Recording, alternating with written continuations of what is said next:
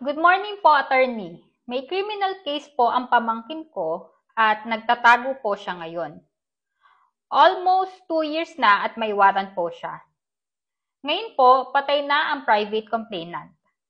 Tanong ko po, ano na po ang mangyayari sa kaso nung namatay? Salamat po. Okay, yung message sender natin ay walang binanggit kung anong case yung final noong namatay. Yung namatay ay siya yung private complainant laban doon sa pamangkin na accused nitong nag-send ng message sa atin. Okay, ang tanong niya, anong mangyayari doon sa kaso nung namatay? Well, eto, namatay na nga kasi yung private complainant, so hindi na siya makaka-attend sa hearing. So, ang possible na mangyari dyan ay ma-dismiss yung kaso. Okay? So, sa mga criminal case po kasi, kapag halimbawa, 3 beses na hindi naka-attend ng hearing, 3 hearing na sunod-sunod na hindi naka-attend yung private complainant, maaari pong ma-dismiss provisionally yung kaso. So, mapo-provisionally dismiss. Ang ibig sabihin po ng provisional dismissal ay madi-dismiss pansamantala.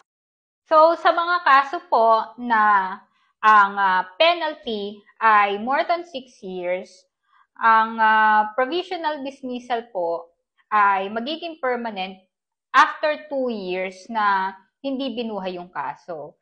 Sa mga kaso naman na with penalty of less than 6 years, so magiging permanent po yung provisional dismissal after 1 year.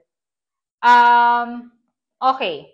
Hindi niya tinanong kung ano ba mangyayari dun sa warrant of arrest. Hindi tinanong nung private, nung sender natin kung ano mangyayari dun sa kanyang pamangkin na siyang akusado dito sa kaso na to. Pero dahil sinabi niya dito sa kanyang facts na may warrant po, may warrant yung kanyang pamangkin na akusado doon sa reklamo, ay sige, sagutin na natin anong mangyayari doon sa warrant of arrest. Yung warrant of arrest na yon, hanggat hindi po nahuhuli yung akusado o yung inirereklamo, ay standing pa rin po yan. Standing yung warrant of arrest. Ibig sabihin, anytime pwedeng damputin kung yung tao na subject ng warrant of arrest na yon. So kapag nahuli itong pamangkin niya, dahil nga may warrant of arrest pa, pwede pa rin siyang hulihin. Okay? At dahil standing pa rin yung kaso laban sa kanya. Dahil nga nagtatago siya, di ba? Ngayon, attorney, paano po matatanggal yung warrant of arrest na yon? Para mawala or ma-extinguish yung or ma-dismiss yung kaso laban din sa kanya, kailangan mag-surrender yung akusado. Kailangan mag-submit siya sa authority ng court. Kailangan siyang magpiyansa. Or kung hindi man available yung offense na reklamo laban sa kanya, ay kailangan niyang magpakulong. Okay? Para magkaroon ng jurisdiction sa pagkatao niya ang korte. Okay? At para mahiringan din yung kaso niya. Ngayon, kung siya ay sumurrender na at